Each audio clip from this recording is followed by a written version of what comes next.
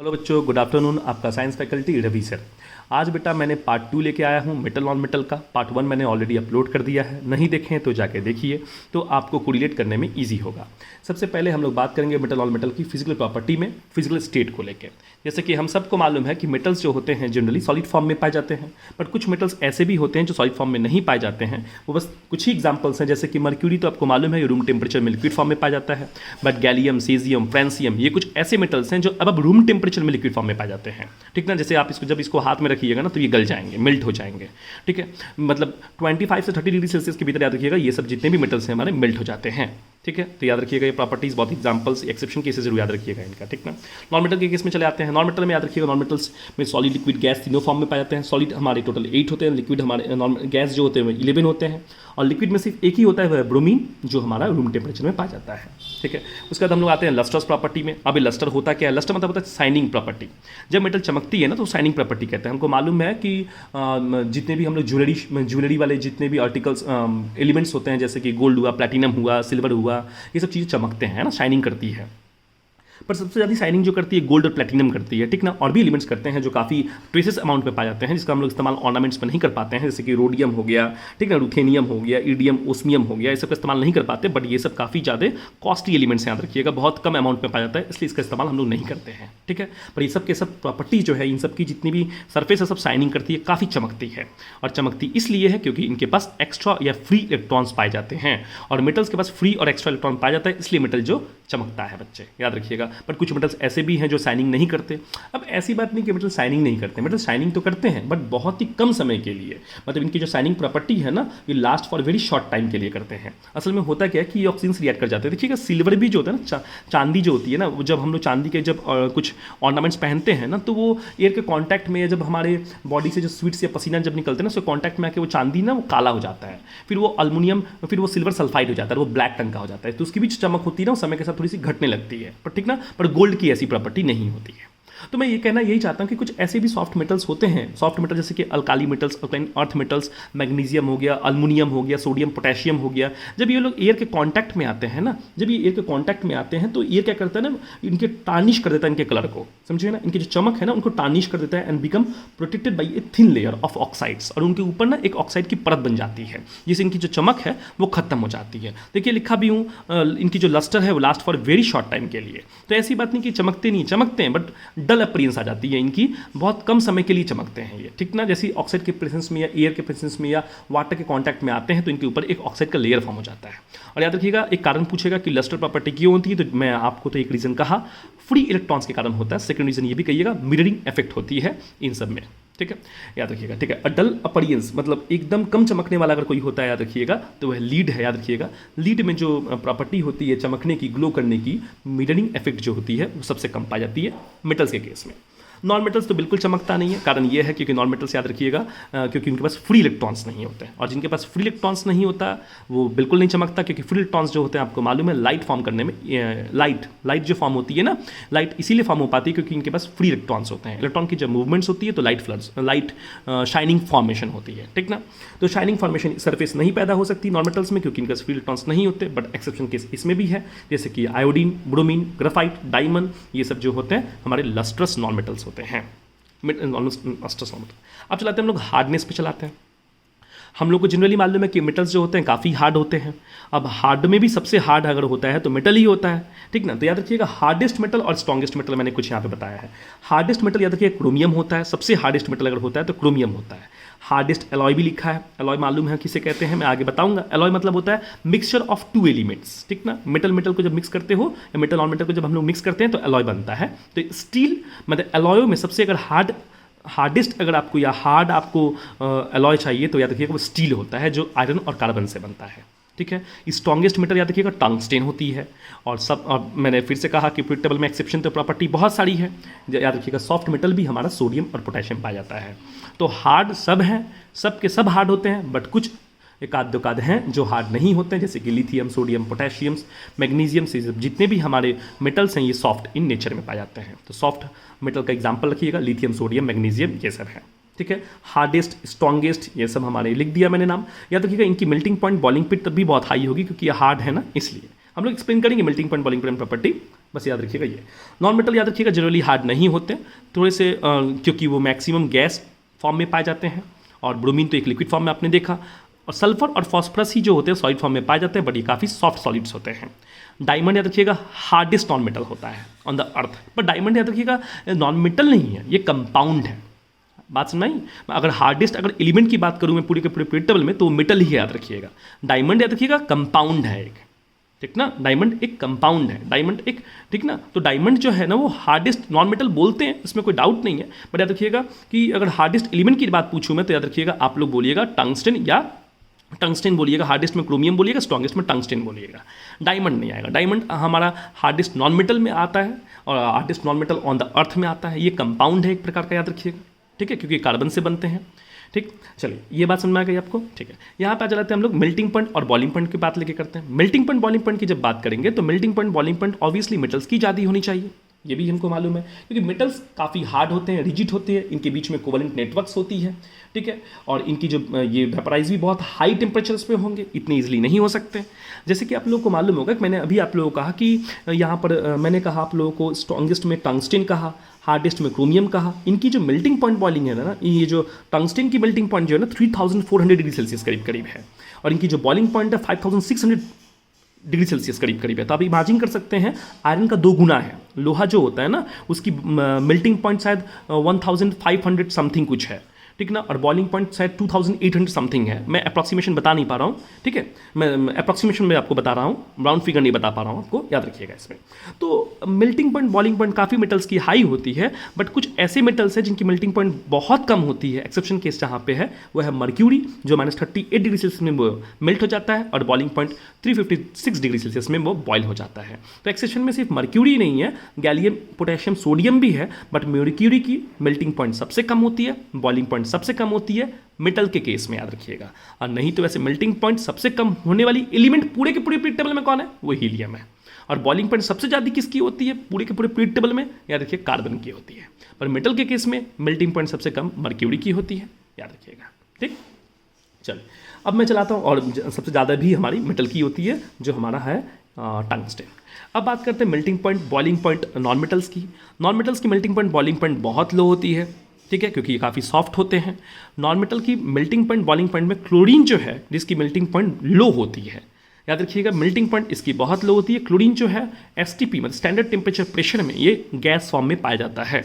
ऐसे chlorine nature form में नहीं पाया जाता है, याद रखिएगा, ये ओर्स में मिलता है, ठीक है। नेचर मतलब फ्री फॉर्म में क्लोरीन एग्जिस्ट नहीं करता, याद रखिएगा। एक्सेप्शन केसेस ऐसे हैं जो नॉन मेटल काफ़ी सॉलिड्स होते हैं, काफ़ी हार्ड होते हैं, जिनकी मेल्टिंग पॉइंट बॉइलिंग पॉइंट काफ़ी ज़्यादा होती है। वो कार्बन है, बोरोन है और सिलिकॉन है।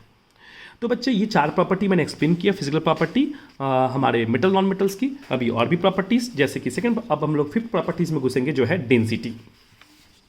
डेंसिटी की बात मैं करूं तो हमको मालूम है कि मेटल जो होते हैं काफ़ी हार्ड एंड रिजिड होते हैं, तो इनकी डेंसिटी भी काफ़ी हाई होगी। तो metals have high density. Exception में भी है, जैसे कि लिथियम। लिथियम याद रखिएगा पूरे के पूरे मेटल्स में लीस्ट डेंस मेटल पाया जाता है। फिर सोडियम पोटेशियम आता है, और सोडियम पोटेशियम की जो डेंसिटी होती है वो पानी से कम ही होती है, याद रखिएगा। ये इतना डेंस है, इसका मतलब ये पानी के ऊपर फ्लोट करता है, इसका मतलब ये हुआ। बट लीस्ट डेंस मेटल अगर बात बोलूँ तो आप मुझे को बोलिएगा लिथियम। हाईएस्ट डेंस्ड मेटल बोलूँ तो ओस्मियम और इरिडियम मेटल्स में, याद रखिएगा। चलाते हैं हम लोग नॉन मेटल के केस में। नॉन मेटल की डेंसिटी हमेशा कम होगी, याद रखिएगा। जैसे कि ये सॉफ्ट होते हैं काफ़ी ज़्यादा, मैं पहले बता चुका हूँ। ये वेपराइज काफ़ी लो टेम्परेचर में कर जाएंगे, बट एक्सेप्शन केस इसमें भी पाए जाते हैं, जैसे कि हमारे पास आप देख सकते हैं आयोडीन है। बट याद रखिएगा एक्सेप्शन केस में आयोडीन जो है ना, वो उसकी भी डेंसिटी जो होती है ना मेटल के कंपेयर में काफ़ी, मतलब बहुत सारे ऐसे मेटल्स हैं जिनके कंपेयर में इनकी डेंसिटी काफ़ी हाई होती है। और डायमंड तो आपको सबसे पहले मालूम है कि डायमंड हार्डेस्ट मेटल है, हार्डेस्ट कंपाउंड है, सॉरी, ठीक है, हार्डेस्ट कंपाउंड नॉन मेटल है ये, जिसकी डेंसिटी सबसे ज़्यादा पाई जाती है, ठीक है। अब बात करते हैं डक्टाइल की बात करता हूँ, डक्टाइल नेचर की बात करता हूँ। डक्टाइल का मतलब क्या होता है? डक्टाइल का मतलब होता है कि किसी भी एलिमेंट्स को आप क्या करो, उसको वायर में कन्वर्ट कर दो, ड्रॉन इनटू थिन वायर में कन्वर्ट कर दो विदाउट ब्रेकिंग। मतलब उसको इतना खींचो, इतना पतला, उसको आप जितना खींच सकते हो उतना खींचो, जितना लंबा कर सकते हो उसको उतना लंबा करो, बट वो टूटना नहीं चाहिए, ठीक ना, वो वायर टूटना नहीं चाहिए, याद रखिएगा, ये बात याद रखिएगा, ठीक है। जैसे कि एग्जांपल में एक तौर पे एग्जांपल दूंगा, जैसे कि मैं बात करता हूँ गोल्ड और प्लैटिनम की बात करता हूँ। तो गोल्ड, 1 ग्राम गोल्ड अगर आप लेते हो ना, तो 1 ग्राम गोल्ड को आप इतना स्ट्रेच करो, उसका वायर अगर बनाओगे ना, तो एक वायर जो है ना उसका कंप्लीटली इनविजिबल हो सकता है। जो आपको दिखेगा भी नहीं, वो इतना इनविजिबल होगा उसका, ठीक है। जैसे कि मतलब मान लीजिए अगर 1 ग्राम अगर आप गोल्ड लेते हो ना, तो अगर आप उसको इतना खींचोगे ना, इतना उसको मतलब आप उसको वायर में जब कन्वर्ट करोगे ना, तो कम से कम वो 2.4 किलोमीटर से 3 किलोमीटर तक वो स्ट्रेच हो सकता है। और इतना पतला इनविजिबल वायर बनेगा जो हमको आंखों से भी नहीं दिखेगा, याद रखिएगा, पर आप इसको विदाउट ब्रेकिंग इतने लंबे तक खींच सकते हो।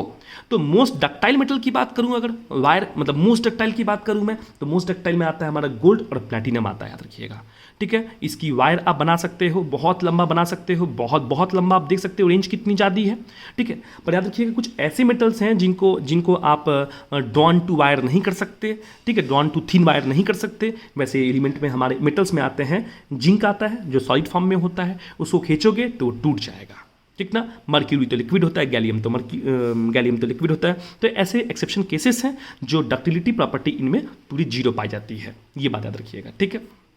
तो होप सो बच्चा ये भी समझ में आएगा डक्टिलिटी प्रॉपर्टी आपको। अब बात करता हूँ नॉन मेटल की बात करता हूँ। तो नॉन मेटल में डक्टिलिटी प्रॉपर्टी बहुत कम होती है, डक्टिलिटी प्रॉपर्टी होती ही नहीं है, सिर्फ एक कार्बन में पाई जाती है, और कार्बन जो है कार्बन फाइबर बनाने में हेल्प आता है। अब हम लोग बात करते हैं मिलिबिलिटी की बात करते हैं। मिलिबिलिटी का मतलब क्या होता है, देखिए यहाँ पे लिखा हूँ साफ साफ, can be beaten into thin sheet without cracking.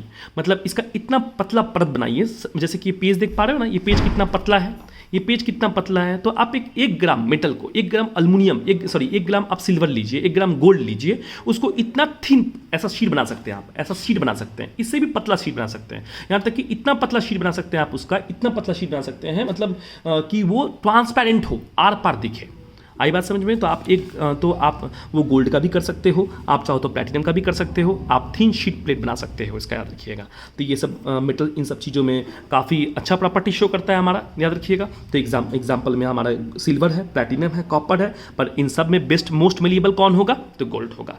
Exception case में पहले बता चुका हूँ, जो नहीं शो करते वो है जिंक, मर्क्यूरी, गैलियम है, याद रखिएगा, ठीक है। मिलिबिलिटी प्रॉपर्टी नॉन मेटल में बिल्कुल भी पाई नहीं जाती, याद रखिएगा। नॉन मेटल्स यहाँ पे लिख दिया मैं, non metals are not malleable in solid form, ठीक है। ये ब्रेक हो जाते हैं, ठीक है। जब इसमें हैमर कीजिएगा ना, इसको पेपर बनाने की आप कोशिश कीजिएगा, आपको पतला शीट बनाने की कोशिश कीजिएगा ना आप इसको, तो ये ब्रेक हो जाते हैं, ठीक है। तो ये मिलिबिलिटी प्रॉपर्टी भी इसकी बहुत पुअर होती है। अब बात करते हैं हम लोग ब्रिटलनेस की बात करते हैं। ब्रिटल प्रॉपर्टी क्या होता है, metal are not brittle but hard. Brittle का मतलब होता है they break when force is applied. जैसे कि मान लीजिए आप ना, जैसे कि आप थिन वायर बना रहे थे ना, उसको मतलब जब आप फोर्स लगाते हो, वायर को फोर्स लगा के आप उसको स्ट्रेच करते वो स्ट्रेच होता जाता है लगभग 3 किलोमीटर तक वो स्ट्रेच होता जाता है। गोल्ड का बात करूँ, प्लैटिनम का बात करूँ तो मैं, ठीक ना। पर याद रखिएगा ब्रिटल का मतलब ये होता है जैसे आप इसको खींचने की कोशिश करोगे ना, तो ये क्या होगा ना, टूट जाएगा। तो जिंक बहुत जल्दी टूट जाता है। जिंक एक एक्सेप्शन मेटल में पाई जाती है जिसकी ब्रिटलनेस जो होती है बहुत कम होती है, याद रखिएगा, मेटल्स में। और ऐसे जितने भी मेटल्स होते हैं सबकी ब्रिटल प्रॉपर्टी अच्छी खासी होती है। तो एक्सेप्शन केस में जिंक है, मैं स्टील की एग्जांपल दिया। स्टील एक मेटल नहीं है, ये एक अलॉय है, बट याद रखिएगा इसको भी जब आप स्ट्रेच करोगे ना तो ये टूट जाता है, क्योंकि इसमें हाई परसेंटेज में कार्बन पाया जाता है, और कार्बन एक नॉन मेटल है, ठीक ना। तो और ब्रिटलनेस की बात करूँ नॉन मेटल में, तो याद रखिएगा एक्सेप्शन केसेस में फॉस्फोरस है और सल्फर है, ठीक है। ये एक्सेप्शन केस नहीं है, एग्जाम्पल है, सॉरी, ठीक ना। फॉस्फोरस और सल्फर को भी अगर आप अगर उसमें फोर्स अप्लाई करोगे तो ये जल्दी टूट जाएगा, याद रखिएगा। तो ये प्रॉपर्टी हमने समझा। अब मैं बात करूंगा इसकी प्रॉपर्टी के बाद 9 नंबर प्रॉपर्टी बात करूंगा, जो है हमारा conduction of heat and electricity है। Conduction of heat and electricity में देखिए, सबसे हमको मालूम है कि जनरली कि मेटल की अच्छी कंडक्टिविटी होती है, ठीक है, वो अच्छा खासा कंडक्शन हीट कंडक्शन से करता है और इलेक्ट्रिसिटी कंडक्ट कर सकता है, ठीक ना। तो मेटल्स में सबसे ज़्यादा बेहतरीन जो कंडक्टिविटी शो करता है वो सिल्वर और कॉपर करता है। सिल्वर के पास काफ़ी सारे फ्री इलेक्ट्रॉन्स पाए जाते हैं, देखिए यहाँ पे लिखा भी हूँ, silver is the best conductor of electricity due to higher number of free electrons. इसमें फ्री इलेक्ट्रॉन्स लगभग बहुत ज़्यादा पाई जाती है, बहुत ज़्यादा पाई जाती इनमें होती है, इसलिए इनकी कंडक्टिविटी काफ़ी अच्छी खासी होती है। ये अच्छा खासा इलेक्ट्रिसिटी कंडक्ट करता है, बट हमको मालूम है सिल्वर काफ़ी कॉस्टली होता है, इसलिए इसको हम लोग इस्तेमाल नहीं करते, उसकी जगह हम लोग कॉपर का इस्तेमाल करते हैं। कॉपर थोड़ा सस्ता होता है, इसका वायरिंग करना, इसके वायर को बनाना कॉपर का, वो थोड़ा सा ईजी होता है, ठीक ना। तो इसलिए हम लोग कॉपर का इस्तेमाल करते हैं। कॉपर हमारा एक्सलेंट होता है कंडक्टर में, हीट और इलेक्ट्रिसिटी में, गुड हीट एक्सचेंजर है। गुड हीट एक्सचेंजर है मतलब जैसे कि मान लीजिए कॉपर का वायर लीजिए आप, ठीक ना, कॉपर के इस सिरे को गर्म कीजिए, जो हीट है ना, यहाँ पर जो टेम्परेचर है ना, वही टेम्परेचर यहाँ भी पहुँच जाएगा। तो कॉपर एक बहुत ही शानदार हीट एक्सचेंजर है, याद रखिएगा, इसलिए कॉपर को हम लोग कंडक्टर में इस्तेमाल करते हैं, इलेक्ट्रिसिटी में इस्तेमाल करते हैं। एक्सेप्शन केसेस भी इसमें है जो बिल्कुल भी कंडक्टिविटी शो नहीं करती, जैसे है हमारा बिस्मथ और टंगस्टेन। याद रखिएगा, कोई क्वेश्चन एग्जाम में पूछा भी गया है कि क्या टंगस्टेन और बिस्मथ क्या ये बैड कंडक्टर ऑफ इलेक्ट्रिसिटी है? बिल्कुल नहीं, ये पुअर कंडक्टर है, क्योंकि इनमें रेसिस्टेंस काफ़ी ज़्यादा पाए जाते हैं। तो bismuth and tungsten which is poor conductor of electricity due to high electrical resistance, तो इनकी रेसिस्टेंस काफ़ी ज़्यादा होती है, याद रखिएगा, बट ये बैड कंडक्टर नहीं है। ठीक है, अब मैं बात करूँ मैं हीट एंड कंडक्टिविटी की बात करूँ मैं, अगर नॉन मेटल में बात करूँ तो याद रखिएगा नॉन मेटल बिल्कुल भी हीट कंडक्ट नहीं करता, इलेक्ट्रिसिटी नहीं कंडक्ट करता। एक्सेप्शन केसेस में आपके गैस कार्बन मिल जाएंगे। अब ये गैस कार्बन का मतलब क्या होता है? गैस कार्बन मतलब याद मत समझिए कि कार्बन का गैस है, असल में ये एक सॉलिड है, ग्रे सॉलिड पार्टिकल्स होते हैं कार्बन के, याद रखिएगा। जब हम लोग डिस्टिलेशन करते हैं या डिस्ट्रक्टिव डिस्टिलेशन करते हैं कोल का या पेट्रोलियम प्रोडक्ट्स का, तब उस समय हाई टेम्परेचर में ये गैस फॉर्मेशन होता है, ये सॉलिड पार्टिकल फॉर्मेशन होता है, और ये सॉलिड पार्टिकल्स जो होता है काफ़ी सक्षम होता है इलेक्ट्रिसिटी कंडक्ट करने में। ठीक है, ग्राफाइट जो होती है वो इलेक्ट्रिसिटी कंडक्ट करती है, डायमंड हीट कंडक्ट करती है। एक पॉइंट याद रखिएगा यहाँ पर, डायमंड कभी हीट कंडक्ट नहीं करती, इलेक्ट्रिसिटी कंडक्ट करती है। डायमंड जो होती है हमारी हीट कंडक्ट करती है, ग्राफाइट जो होती है इलेक्ट्रिसिटी कंडक्ट करती है। क्वेश्चन एग्जाम में पूछा जाएगा कि डायमंड इलेक्ट्रिसिटी कंडक्ट क्यों नहीं करता, तो बोलिएगा डायमंड में फ्री इलेक्ट्रॉन्स नहीं पाए जाते, इसलिए डायमंड कंडक्ट इलेक्ट्रिसिटी नहीं करता। ग्राफाइट हीट कंडक्ट क्यों नहीं करता? याद रखिएगा, ग्राफाइट हीट कंडक्ट इसलिए नहीं करता कि ग्राफाइट जो होता है डायमंड के जैसा कॉम्पैक्ट क्रिस्टल नहीं बनाता, याद रखिएगा, ठीक ना। इसलिए ग्राफाइट जो होती है हमारी वो हीट कंडक्ट नहीं करती बट इलेक्ट्रिसिटी कंडक्ट करती है, याद रखिएगा। डायमंड जो होती है ये हीट कंडक्ट इसलिए करती है क्योंकि इसमें काफ़ी कॉम्पैक्ट क्रिस्टल बनते हैं। जैसे ही हम लोग हीट सप्लाई करते हैं तो ये इतना रिजिड और टेट्राहेड्रल स्ट्रक्चर बनता है कि एक एटम जब गर्म होता है तो वो दूसरे एटम में थर्मल एजिटेशन पैदा करता है, मतलब हीट ट्रांसफर करता है, इसलिए डायमंड जो है वो हमारा हीट कंडक्ट करवाता है, याद रखिएगा। अब मैं बात करता हूँ एलॉयस की बात करूँ, जो सबसे इंपॉर्टेंट पार्ट है एलॉय। अब ये एलॉय क्या होता है? एलॉय होता है mixture of metals, mixture of elements. एक मेटल को जब मेटल से मिक्स करवाइएगा तो एलॉय बनता है, मेटल को नॉन मेटल से मिक्स कीजिएगा तो एलॉय बनता है, बट नॉन मेटल कभी एलॉय नहीं बनता, ये बात याद रखिएगा। ठीक है, कुछ इंपॉर्टेंस एलॉयज हैं, याद रखिएगा, जो मेटल्स में जो काफ़ी एग्जाम में पूछे जाते हैं। ये बहुत इंपॉर्टेंट है बच्चों, इसको याद रखिएगा आप लोग, जो बहुत हेल्प करेगा आप लोग को।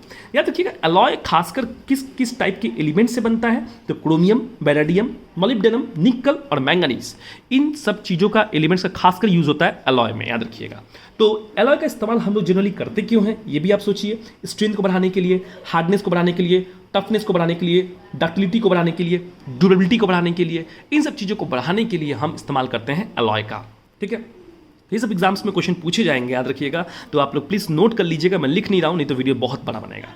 ठीक है, एलॉय में एल्युमिनियम की जो एलॉय होती है उसे हम लोग कहते हैं ड्यूरालिमीन कहते हैं, और ड्यूरालिमीन का कंपोजिशन क्या है, याद रखिएगा, इसमें एल्युमिनियम पाया जाता है, कॉपर पाया जाता है, मैग्नीशियम पाया जाता है और मैंगनीज पाया जाता है, जो मैंने आप लोग को ऑलरेडी बताया है इसमें। ठीक है, याद रखिएगा ड्यूरालिमीन का इस्तेमाल कहाँ पर होता है, परसेंटेज आप नोट कर लीजिएगा, परसेंटेज बहुत इंपॉर्टेंट है, याद रखिएगा। कंपटीशंस में, एग्जाम्स में बहुत परसेंटेज पूछा जाता है, याद रखिएगा, तो वेरी इंपॉर्टेंट है बच्चा, याद रखिएगा। और कंपोजिशन तो पक्का याद रखिएगा, इसमें कोई डाउट नहीं है। इसका इस्तेमाल होता है बेटा एयरक्राफ्ट में, ठीक है, कंस्ट्रक्शंस में, व्हील्स में, प्लेट में, इन सब का जो टायर जो व्हील्स बनता है ना, प्लेट बनते हैं ना, ये सब जितने इन सब चीज़ों में इस्तेमाल किया जाता है ड्यूरालिमीन का, याद कीजिएगा।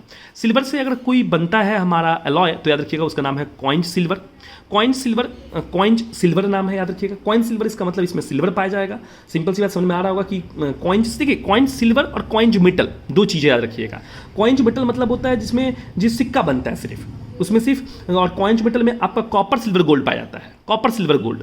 कॉपर जैसे कि सिल्वर, जैसे यहाँ पे सिल्वर लिखा है, कॉपर लिखा है, यहाँ पे गोल्ड लिख दूंगा तो ये क्वाइंज सिल्वर नहीं क्वाइंज मेटल हो जाएगा ये, ठीक ना। तो क्वाइंज मेटल की बात करूं मैं, अगर आपसे क्वाइंज मेटल की बात करूं तो मेटल में याद रखिएगा सिल्वर होता है, कॉपर होता है और गोल्ड होता है। क्या होता है? गोल्ड। तो ये हमारा क्वाइंज मेटल्स होता है। और क्वाइंज सिल्वर में जो आएगा वो सिल्वर आएगा और कॉपर आएगा। परसेंटेज 90 और 20 की है, याद रखिए 10 की है। बात करता हूं मैं लीड और टीन की एलॉय की बात करता हूं। इससे बनता है सोल्डर, और सोल्डर का इस्तेमाल मालूम है आपको क्यों होता है? ये वेल्डिंग, इलेक्ट्रॉनिकल वायर्स में इस्तेमाल होता है, ठीक है। इसका इस्तेमाल होता है, सोल्डर का इस्तेमाल होता है उसी सब में, ठीक है। और इसका इस्तेमाल हम लोग इसलिए करते हैं क्योंकि इसकी मेल्टिंग पॉइंट जो होती है वो काफ़ी लो होती है। आप लोग देखे होंगे इलेक्ट्रिकल वेल्डिंग्स जब होती है ना, वेल्डिंग के इस्तेमाल में इसकी सोल्डरिंग की जाती है, ठीक ना। सोल्डर का इस्तेमाल की जाती है सोल्डर की। जो लीड और टीन से बनती है इनकी मेल्टिंग पॉइंट काफ़ी लो होती है, इसलिए इसका इस्तेमाल करते हैं हम लोग। कंपोजिशन याद रखिएगा जरूर, परसेंटेज याद रखिएगा। कॉपर से बनता है ब्रास, याद रखिए कॉपर और जिंक मिला के 50-50% अगर मिलाइएगा तो बनेगा आपका ब्रास बनता है। क्या बनता है बच्चों? ब्रास बनता है। ब्रास का इस्तेमाल कहाँ होता है? अब ब्रास का इस्तेमाल जैसे ताला बनता है हमारा, ठीक ना, जैसे कि प्लग्स बनते हैं, सॉकेट बनते हैं, स्क्रू बनते हैं, इन सब में इस्तेमाल होता है हमारा ब्रास का। और याद रखिएगा ब्रास, ये जो ताला वाला दिखते ताले जो इस्तेमाल हम क्यों करते हैं? क्योंकि ये हाईली ये होता है मतलब रेसिस्टेंट टू मतलब करीशन रेसिस्टेंट होता है, इसमें जंग नहीं जल्दी नहीं लगता, ठीक ना। तो याद रखिएगा इसलिए इसका इस्तेमाल हम लोग करते हैं ब्रास में, ठीक है। ब्रोंज, अब ब्रोंज में क्या क्या होता है? कॉपर जिंक टीन होता है। अब ब्रोंज का इस्तेमाल कहाँ होता है? बेल बनता है, देखियो मंदिरों में जो घंटियाँ होती हैं वो ब्रोंज का बनता है। हैमर जो हथौड़ा बनता है। मेडल्स सुनते हो ना, gold medal, silver medal, bronze medal, olympiad में, ओलंपिक्स में, रियो ओलंपिक्स जो होती है हमारे इंडिया या पूरे विश्व में जो होती है उसमें पाई जाती है, वो ब्रोंज जो होता है उसमें वो कॉपर, टीन और जिंक का बनता है, ठीक है। जर्मन सिल्वर की बात करूंगा तो जर्मन सिल्वर मतलब ये मत समझिएगा कि इसमें सिल्वर पाया जाता है, ठीक ना, इसमें सिल्वर बिल्कुल नहीं पाया जाता। सिल्वर नाम इसका इसलिए लिखा गया क्योंकि ये जो बनता है हमारा एलॉय वो सिल्वर रंग का होता है, ठीक ना। चांदी की जो कलर होती है वही कलर इसमें पाई जाती है, ठीक है। इसकी कंपोजिशन निकल, कॉपर, जिंक की है। इसका यूज या मालूम है यूटेंसिल्स, बर्तन फर्तन बनाने में ज़्यादा यूज होता है। ऑर्नामेंट्स में इसका इस्तेमाल खासकर होता है, याद रखिएगा, ठीक ना, ठीक है। अब मैं बात करता हूँ और मैं चलिए अब थोड़ी सी और लाइक लास्ट प्रॉपर्टी बच गई है बच्चे, जो है इसी की है आयरन की। तो आयरन से बनी हुई जो एलॉय है उसका नाम है स्टेनलेस स्टील। उसमें याद रखिएगा जो कंपोजिशन है आयरन, क्रोमियम, निकल और कॉपर का है। परसेंटेज याद रखिएगा। स्टेनलेस स्टील का इस्तेमाल मान लीजिए सर्जिकल इक्विपमेंट्स में होता है। आप लोगों ने देखा होगा डॉक्टर्स लोग के पास जो सीसर होता है ना, कैंची जो होती है उनके पास, तो वो जो बनती है वो स्टेनलेस स्टील की ही होती है, याद रखिएगा। आप सलून दुकान में देखते हो काफ़ी उनके पास सीसर्स होता है ना, या ये सब जो जितने भी पाए जाते हैं हमारे ये सर्जिकल इक्विपमेंट्स में जो पाए जाते हैं ये सब हमारे उसमें जैसे उसमें काफ़ी वो मतलब उसमें रेसिस्ट मतलब वो हाई रेसिस्टेंस टू करीशन है, मतलब जल्दी उसमें रस्ट नहीं लगता इन सब चीज़ों के कैंचियों में, याद रखिएगा, ठीक ना। स्टेनलेस स्टील की बनती हैं ये सब चीज़ें, ठीक है। और भी बहुत यूज़ होता है, जहाँ तक मेरे को इतना याद आया मैं आपको बताया। फिर मैं बात करता हूँ एल निको की बात। एल निको मतलब याद रखिएगा इसके नाम में छुपा हुआ अल्युमिनियम, निकल और कोबाल्ट और आयरन है, याद रखिएगा इसकी कंपोजिशंस में। इसका इस्तेमाल कहाँ होता है? याद रखिएगा स्ट्रॉन्ग परमानेंट मैग्नेट बनाने में, माइक्रोफोन में इस्तेमाल होता है, लाउड स्पीकर में होता है, ठीक है, इलेक्ट्रिकल गिटार में होता है, मोटर्स में होता है, इन सब में इसका इस्तेमाल होता है। और ये इतना स्ट्रॉन्ग परमानेंट मैग्नेट बनाता है, याद रखिएगा, जो अर्थ के मैग्नेट से 3000 टाइम्स ज़्यादा होता है। तो ये काफ़ी इंपॉर्टेंस मैंने बात कहा। अलॉय याद रखिएगा हमारा बिल्कुल भी नहीं बनता नॉन मेटल्स में। नॉन मेटल्स अलॉय बिल्कुल नहीं बनाते एक्सेप्ट कार्बन और फॉस्फोरस को छोड़ के, याद रखिएगा, ठीक है। अब बात करूँ एक लास्ट प्रॉपर्टी है जो अमालगम की प्रॉपर्टी है। अमालगम किसे कहते हैं? अमालगम का मतलब होता है देखिए मर्क्यूरी के साथ किसी भी मेटल का मिक्सचर, किसी भी मेटल, नॉन मेटल नहीं, मेटल का मिक्सचर। मर्क्यूरी तो 50% लेना ही पड़ेगा और उसके बाद कोई भी मेटल ले लीजिए। जैसे कि डेंटल अमालगम की बात करता हूँ, जब दांतों में कैविटीज होती है ना तो डॉक्टर क्या करता है उस कैविटी को फिल करता है। फिल करने के लिए 50% अमालगम, उसमें सिल्वर और टीन होती है जिसको इस्तेमाल करते हैं हमारा उस जो एम्प्टी स्पेस होती है उसको फिल करने के लिए। तो उसमें डेंटल अमालगम का इस्तेमाल करता है। उसमें जो कंपोजिशन होता है वो मर्क्यूरी, सिल्वर और टीन की होती है। और याद रखिएगा जो अमालगम्स होते हैं ये मिक्सचर्स होते हैं, कंपाउंड और एलिमेंट नहीं होते, क्योंकि ये क्वेश्चन पूछा गया है ऐसा, ठीक है। तो मैंने कह दिया अमालगम में मर्क्यूरी का होना कंपलसरी है और आप कोई भी मेटल्स को डाल सकते हैं, उसके साथ मिक्स कर सकते हैं, इसे हम लोग अमालगम कहते हैं। नॉन मेटल की प्रॉपर्टी बिल्कुल भी नहीं है अमालगम फॉर्मेशन करने की। अब मैं लास्ट प्रॉपर्टी बात करूंगा, सोल्युबिलिटी की प्रॉपर्टी करूंगा। सोल्युबिलिटी का मतलब क्या होता है? Metals do not dissolve in liquid solvent. अब मेटल जो है लिक्विड सॉल्वेंट पे डिसॉल्व नहीं होते। अब लिक्विड सॉल्वेंट का मतलब ये होता है जैसे कि यूनिवर्सल लिक्विड सॉल्वेंट तो वाटर होता है, हम सबको मालूम है, बट उसको छोड़ के और भी बहुत सारे लिक्विड सॉल्वेंट होते हैं, जैसे कि बेंजीन होता है, टोल्यूइन होता है, ये सब ऑर्गेनिक सॉल्वेंट याद रखिएगा बच्चे, ठीक ना।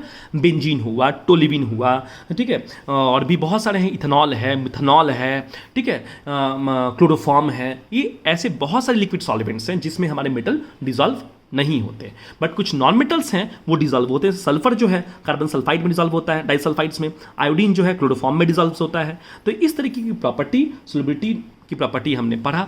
होप सो बच्चे ये काफ़ी सारा इंफॉर्मेशन आपको देगा। याद रखिएगा इसके बाहर I don't think so questions आएंगे आपके एग्जाम्स में। इतना चार्ट आप बना लीजिए, इसको अच्छे से लिख लीजिए, याद कर लीजिए, मगअप कर लीजिए, ये आप लोगों को बहुत हेल्प करेगा बच्चों। आपका साइंस फैकल्टी रवि सर, मैं पार्ट 3 अपलोड करूंगा, मेरे साथ बने रहें। तब तक के लिए गुड बाय।